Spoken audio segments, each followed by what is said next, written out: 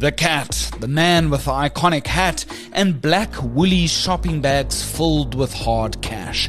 Alleged attempted murderer and tender don Vusimusi cat Matlala claims he showered former Police Minister Bheki Cele with R500,000 to try and get police investigators off his back. Senior parliamentary correspondent Jan Gerber and I distill Matlala's evidence before MPs with a giant pinch of salt. Next. Cele, when he appeared before the committee, he also testified about the meetings that it did take place. He categorically denied that he took money from Matlala. So according to Matlala, Cele asked for $1 million. And then he said, okay, he'll give you what he could. At the time it was 300,000 that his sister went to draw at the bank and carry it in the shop. I must just say that everybody who listens to this and who reads the reportage on the Matlala inquiry and on this ad hoc committee should take every witness says with a lot of salt. Not just a pinch, a lot. Later in the show, we end off with Trump's attempts to bar South Africa from the 2026 G20 and a different landmark moment in US-SA diplomatic relations with On This Day in South African History. New episodes of The Lead air Monday through Thursday at 7 p.m. It's one of those Cape Town stories etched into the fabric of the city's history. Today we got the breaking news from Correctional Services that possible parole for Najwa Peterson, who orchestrated the murder of her husband, legendary and beloved artist Talib Peterson, has since been denied. She served 16 years so far of her 28-year prison term. Talib was shot and killed in Aslan back in 2006, and Najwa has since reverted to her maiden surname, Dirk. I thought I'd just update you with the latest before we move on with the rest of the show. My name's Graeme Robenheimer, this is The Lead, and this is the South African story.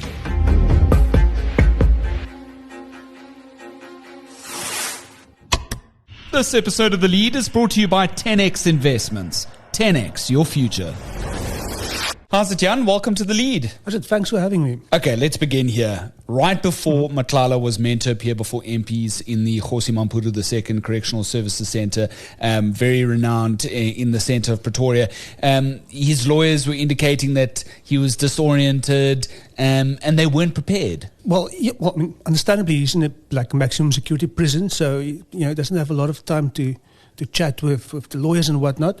But he's also during his testimony he would say things like, he can't remember. He put it in a funny way this morning, like his mental abilities isn't what it used to be because he's in maximum security on his own, So that's the claim. I think it was a bit Stalingrad vibes, but the committee, could continue, so they did. And there has been times when he said he didn't want to, they can't recall things or they can't recall dates, etc. But also there's been things that he didn't want to speak about because it could incriminate him. This is not something we see every day. MPs in the middle of a maximum security prison interrogating an alleged criminal. It's quite something. And here he is with these expensive swanky clothes with his leg irons on. I mean, I don't want to use the word unprecedented all the time, but it feels like it. It is. A lot of people would say we need to see MPs in prison a bit more often, but in this case, I don't recall MPs ever going to prison to interview a witness. That's at first, as far as I know, especially like somebody who's still standing trial. And then, yesterday he had like these Burberry clothes on, like these Burberry slippers, which is like, I actually looked it up, it's like 16,000 rand or something. And, with the shackles just above it, it's a very weird sight. There's something very surreal about it. Like having a parliamentary meeting in prison with this guy who's connected, and he says he's not connected, but it's problematic that it is necessary for Parliament to go to a prison to interview a guy. Yeah, 100%. Let's get into some of what he's espoused thus far. And it really feels a vindication of our colleague Jeff Wicks and his reporting and getting the cat and the hat in one place. So we know, as per Jeff's reporting in the past, that there were 3 locations or 3 instances in which Bheki Cele, the former police minister, as well as Vusimusi Cat Matlala, have exchanged words or have been in the same place at the same time. And Matlala, to all of our surprise, has come out and he's gone as even far to say that there's this 500,000 rand, $500,000, that on two occasions Matlala claims that he has given Cele money, nogals in Woolworths shopping bags. Yes. So Cele, when he appeared before the committee, he also testified about the meetings that it did take place. He categorically denied that he took money from Matlala. So according to Matlala, Cele asked for $1 million. And then he said, okay, he'll give you what he could. At the time, it was 300,000 that his sister went to draw at the bank and carry it in the shop. I must just say that everybody who listens to this and who reads the reportage on the Madlanka inquiry and on this ad hoc committee should take every witness says with a lot of salt. Not just a pinch, a lot. So, this is untested allegations, so keep that in mind. So, according to Matlala, Cele helped him with his issues with the police, and that is why. And then he, while staying in Matlala's flat in Pretoria, he then made remarks that what is Matlala doing for him, and then the claims, the request for the money came, and eventually Matlala cut him off because he just kept asking for more money. So and he says days later he was arrested. So he connected cutting Cele off and to being arrested. Right. Yeah. Very, very interesting. Okay, so it's two tranches. It's 200,000 rand, 300,000 rand. So the one occasion was at the swanky penthouse, as you say, in Pretoria. I think it was Mainland. Yeah. And then the other one was at a very nice Beverly Hills hotel in KwaZulu-Natal, yes. right? That poor hotel is getting a sense of infamy. This was also where Cele and Matlala met for the first time in December. It's also where Cele has his breakfast every Sunday, told the committee. Sure. So it seems like a very nice hotel in Umhlanga Rocks. So that was that second meeting was the 200,000 money that was in March. So according to Matlala, he drove with his between 12 to 14 bodyguards from Pretoria to this meeting. Sure. So Orense asked him why. This is the chief evidence leader. Yeah, that's Norman Orense is the evidence leader. Yes. So he asked him why, what, and he was no, it's part of promotion for his protection services because that's one of his companies. Okay. And that company only ever did close security for one other person, the taxi boss Msibi. Some questionable things that has been brought up in his testimony, including he never said in his statement that Cele asked for $1 million, like he said this morning. This was another one of those things that he said he just recalled while sitting there. Wow. So what is the reasons, according to Matlala, that Cele allegedly solicited, which is, according to Matlala, referred to as facilitation fees in inverted commas? What is the reason why, according to the cat, that the man in the hat wanted this money? To pay his bills. That's a direct quote from Matlala that Cele said, because he told Cele, but you're staying in my place, and Cele said that doesn't pay my bills, according to Matlala. So Cele's argument, according to Matlala, everything I'm saying is according to Matlala, and with question marks.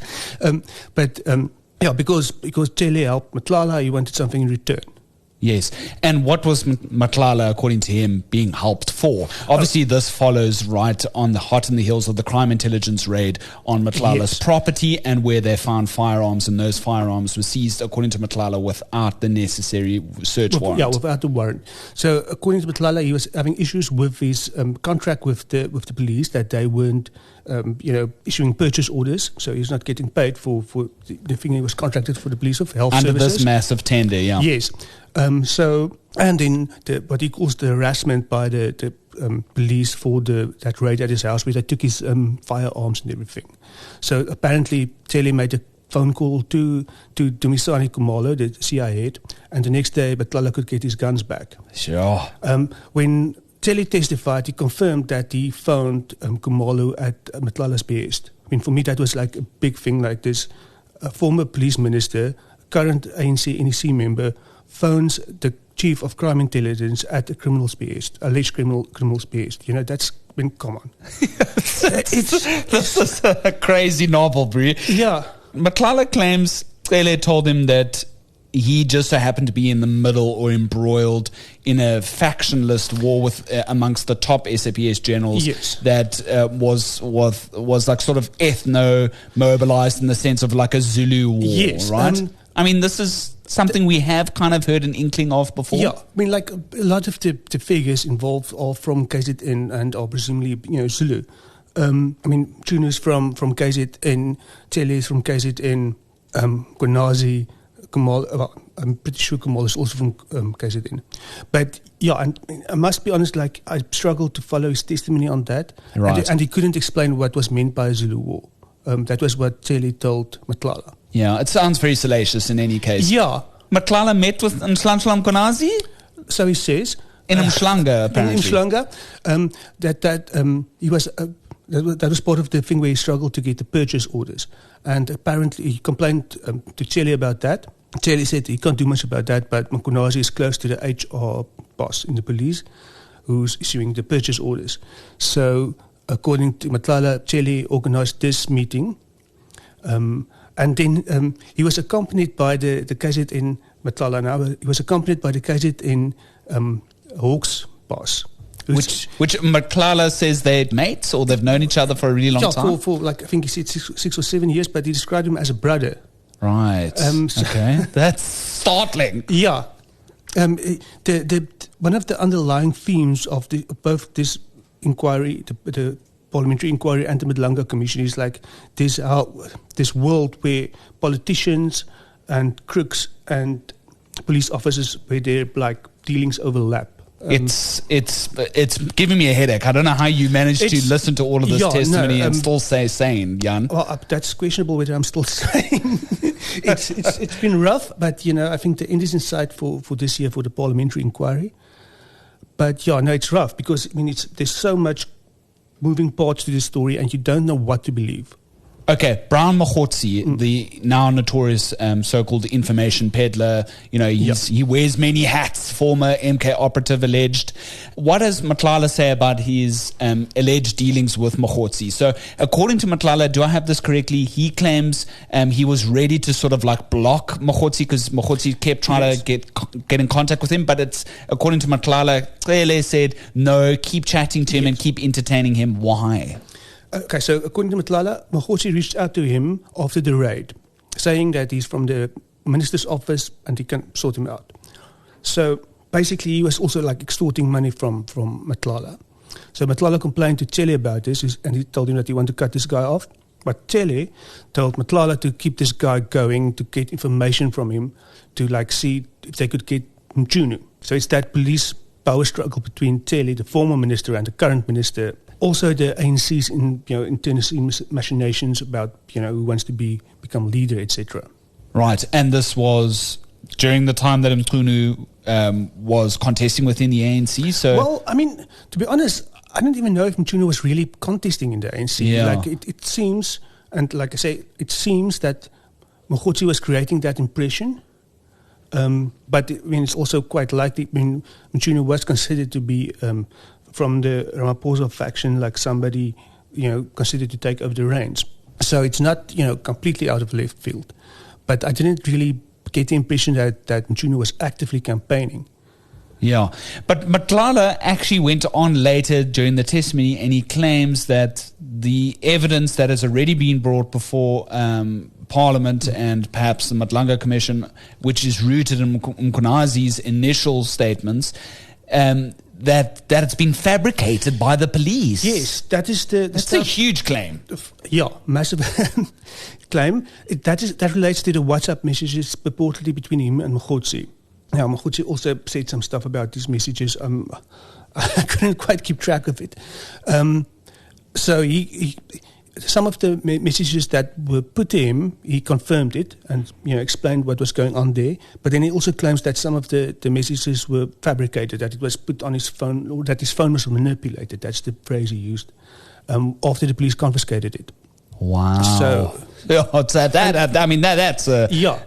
there. That's there was this weird moment during Mkhwanazi's appearance before the committee.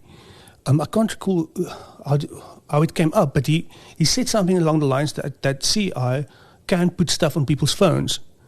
which, that it was like a little off-the-cuff remark, but it, it can come back to haunt him. Yeah.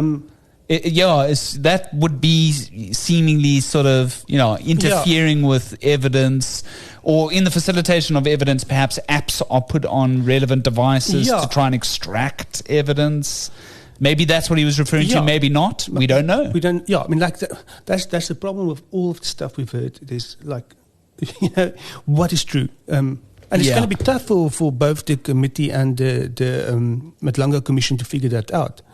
And I have concerns about the parliamentary committee, because the political parties are going to, come with their own little agendas, I guess. Yeah. You've already seen it in some of the lines of the questioning, and it's a bit concerning. Actually, this I thought was super interesting, and it just happened in the last short while.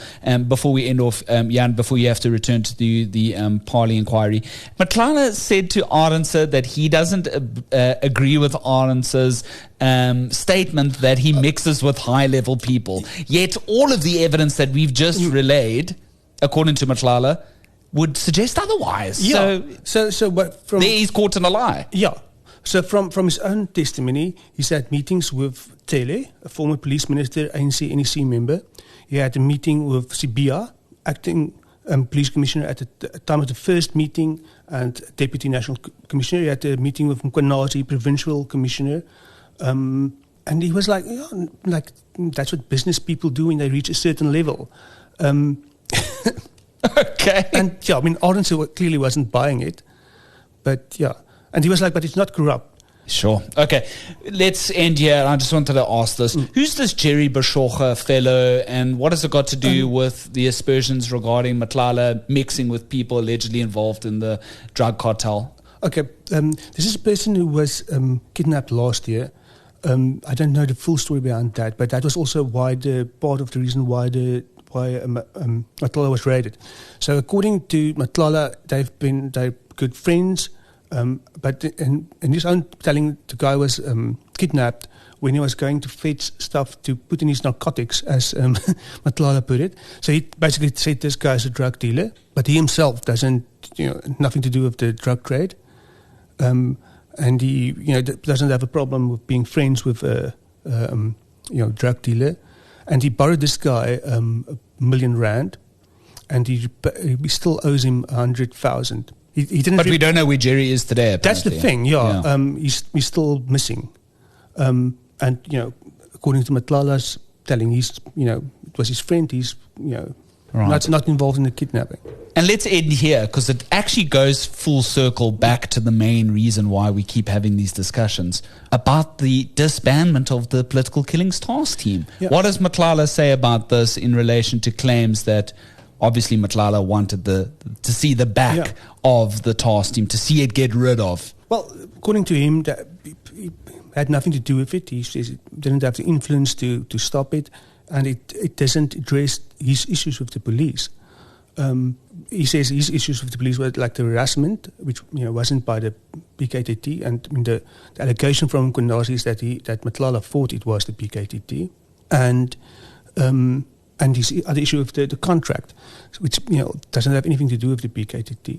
So his version is that he wouldn't have benefited from the PKTT's disbandment. Yeah, I mean I kind of see his point. Like it doesn't have anything to do with me, but it's kind of got everything to do. Yeah, if you really think about it. If you ask Mkhwanazi, that is where the whole thing started. Yes.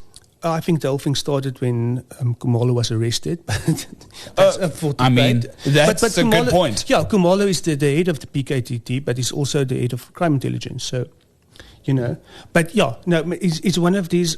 There's so many strands to this whole thing that it's hard to see where they overlap and where they don't overlap, if that makes sense. Right. See where the connections are, and I agree. If the connections are real connections, and whether it is just imagined connections. Do you think you need to get back to Parliament and follow the proceedings, Jan, and you're doing such an excellent job. Do you think Bheki Cele needs to be brought back? Yes.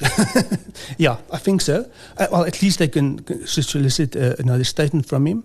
But yeah, because if what Matlala is true, then Bheki Cele perjured himself, or Matlala perjured himself. Somebody, their testimony are mutually exclusive. It's not like both could be true. They directly contradict each other. So yeah.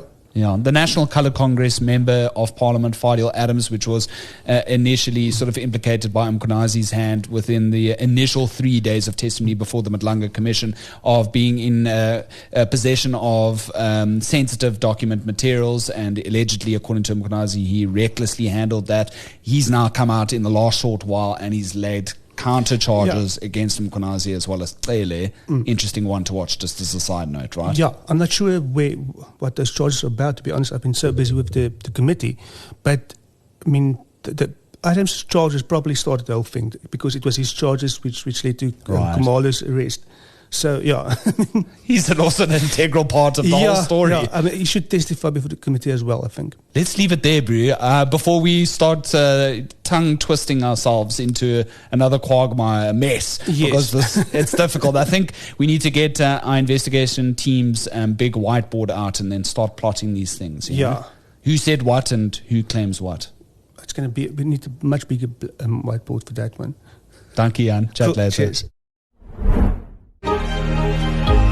At 10x Investments, we don't only help you invest for retirement, we help you craft a legacy. With thoughtful planning and meticulous execution, you can create the retirement future you've always wanted.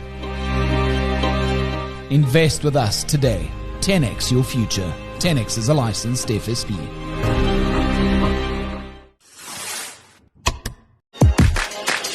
Looking for a smarter weekend scroll? The Weekender is your ultimate guide to bold stories, sharp opinion, and a fresh lens on life in Mzansi. From exclusive interviews and powerful essays to wine picks, playlists, and pop culture gems, it's your perfect weekend read all in one place, landing every Saturday on News 24.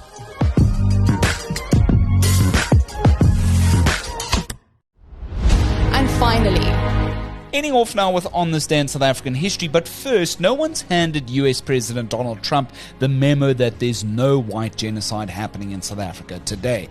And, well, made him read that memo because he continues to double down on his totally untrue claim, taking to his social media site Truth Social again this week, using his genocide claim and that there are wanton farm land grabs as his ammunition to punish South Africa further.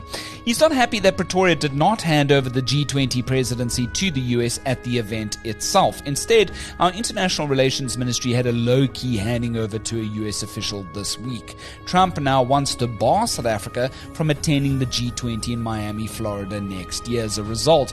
But President Cyril Ramaphosa has since hit back, arguing that despite all of Pretoria's efforts to reset relations with Washington, the Trump administration continues to punish South Africa based on quote-unquote misinformation and distortions about our country. And in any case, it's not up to the US to keep South Africa away from the G20 next year, as Ramaphosa says G20 membership is at the behest of all of its members, meaning that barring any country would have to be unanimous. And given the applause Ramaphosa received at Nasrec last weekend amidst Trump's absence, it doesn't look like the US could exclude South Africa. The Trump administration could, however, deny South Africa's delegation any visas if it really wanted to, or bring other more punitive policy measures. Still, for now, it looks like US-SA diplomatic relations, arguably at their worst state since the 1980s, are set to simmer for the rest of this year. Speaking of which, you gotta love history. It's poetic, man. Well, on this day in South African history, 27th of November 1984, well, on this very day, hundreds of anti-apartheid activists gathered outside the South African embassy in Washington, D.C. as part of a growing wave of U.S. resistance to apartheid at the time. The demonstration formed part of the Free South Africa movement, which had launched earlier that month with a sit-in led by Trans-Africa Director Randall Robinson, civil rights veteran Walter Fauntroy, and US Congressman Charles Diggs. Their arrest sparked daily protests that rapidly gained national traction. By late November, the demonstrations outside the embassy had become a powerful symbol of international pressure against Pretoria. Students, church leaders, celebrities, as well as members of Congress joined the rolling campaign, calling for the release of political prisoners, an end to township repression, and full economic sanctions against apartheid. The protests helped shift American public opinion and directly influenced the passage of the Comprehensive Anti-Apartheid Act 2 years later. That law had then forced the Reagan administration, which was quite apprehensive at the time, by the way, to impose sanctions despite its resistance. Thanks for a bumper news week. It's been quite something. I'll be up in Johannesburg in the following week. We'll be doing some interesting special side projects, and we'll be taking the lead live from both Gauteng's East Rand, Ekurhuleni region, as well as out in Randburg itself. So stay tuned for our editions, running normally like clockwork, releasing Monday to Thursday at 7 p.m. at night. Until then, drop us a mail if you feel so inclined, thelead@24.com, 072-562-3179 for all your WhatsApps, and then hit like, follow, and subscribe if you'd like to be notified as to when our next editions drop. My name's Graeme Robenheimer, and so long as there's trusted news first, we'll always have The Lead. This episode of The Lead was brought to you by 10X Investments. 10X your future.